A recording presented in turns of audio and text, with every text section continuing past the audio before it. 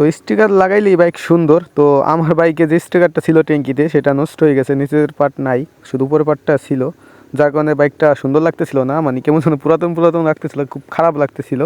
আর গাড়িতে যখন বসতাম তখন এই স্টিকারের দিকেই প্রথমে মানে চোখ যায়, আর যদি দেখি না এই স্টিকারটা নষ্ট হয়ে গেছে বা ফাইটে গেছে তো খুবই খারাপ লাগে, যার কারণে আমি সেই পুরাতন স্টিকারটা উঠে আমি এই স্টিকারটা লাগাবো। আর এই স্টিকারটা মানে আমার দেখতে খুবই ভালো লাগলো, লালটা লালটা একটা স্টিকার। আর আপনারা যারা যারা বাইকে এরকম স্টিকার লাগাইছেন তারা হয়তো জানেন যে যদি স্টিকার লাগানোর পরে স্টিকারটা থাকে না গাড়িতে, তখন সেই সাইডটা কেমন যেন খালি খালি লাগে।